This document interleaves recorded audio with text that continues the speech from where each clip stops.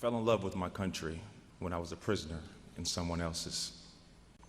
Senator McCain spoke these heartfelt words as he accepted the Republican nomination for president in 2008. They were the words of an authentic American hero. We all know how the story goes. A fiery Navy pilot shot down by the North Vietnamese over a lake near Hanoi. As his plane spun out of control, he bailed out just in time to plunge into the lake below.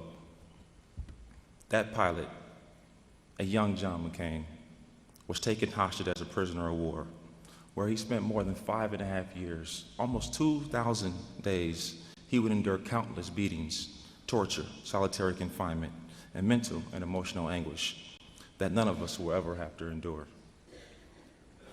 After getting to know Senator McCain, I felt compelled to visit Vietnam.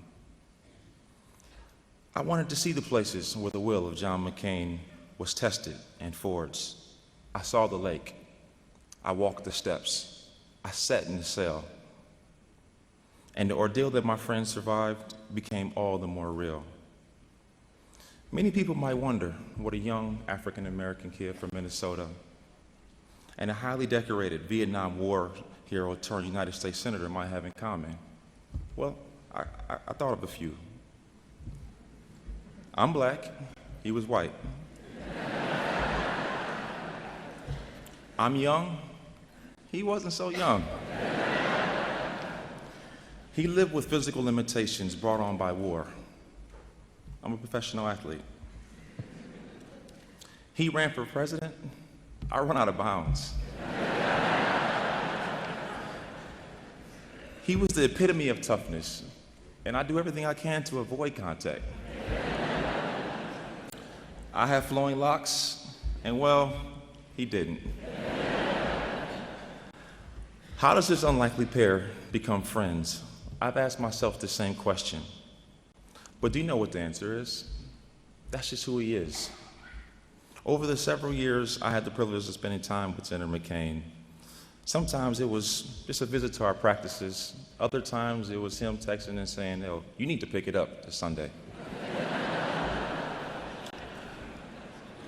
I'm thankful that through these moments, the opportunity that we had to share our lives, and more importantly, our stories. While from very different worlds, we developed a meaningful friendship. And this highlights the very rare and very special qualities of Senator McCain that I came to deeply admire. He didn't judge individuals based on the color of their skin, their gender, their backgrounds, their political affiliations, or their bank accounts. He evaluated them on the merits of their character and the contents of their hearts.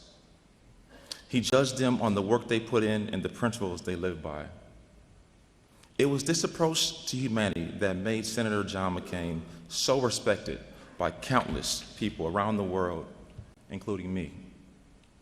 His accomplishments were many: U.S. Senator, presidential candidate, statesman, warrior, and hero. His work ethic, tireless. His fight, legendary. But what made Senator McCain so special was that he cared about the substance of my heart, more so than where I came from. While some might find our friendship out of the ordinary, it was a perfect example of what made him an iconic figure of American politics and service to fellow man. He celebrated differences. He embraced humanity, championed what was true and just, and saw people for who they were. Yes, ours was an unlikely friendship, but it's one that I will always cherish. I've had the honor of attending several of the Sedona forums hosted by Senator McCain and his remarkable wife, Cindy. There were world leaders in politics, business, science, and education to discuss the most pressing matters of our time. Issues like healthcare, global warming, technology, and human trafficking. These leaders gathered to find real solutions, and they gathered because Senator McCain asked them to be there. His devotion to making Arizona, the United States, and the whole world a better place for everyone has inspired countless leaders, like those at the Sedona Forums. I'm confident his legacy of devotion and to the common good will continue to inspire people around the world long after today. A few years ago, He was kind enough to take me on a personal tour of the U.S. Senate. It was obvious that Senator McCain was highly regarded. He believed to be right and was good regardless of which political side of the aisle his opinion fell on. I saw how respected he was and how much admiration he commanded from people from across the political spectrum. But that admiration wasn't surprising, because Senator McCain was known as a man of integrity and conviction. A man who at times, just as he sacrificed himself for his fellow POWs in Vietnam, willingly chose to sacrifice his own political gains in order to accomplish what he believed was best for all. As a result of this type of sacrifice, he may have lost the support of a political ally here and there, but he gained the respect and admiration of an entire nation. In closing, I'd like to honor the love I saw in Senator McCain. He loved the people of Arizona, serving them passionately and diligently for decades. He took that same love to Washington and boldly advocated for the freedoms and liberties he had grown to love as a young Navy pilot. But the love I saw most was the love he had for his wife Cindy and his children. I heard him speak about them often, and the love always came pouring through in every word. Senator McCain, it's been a true honor to call you friend.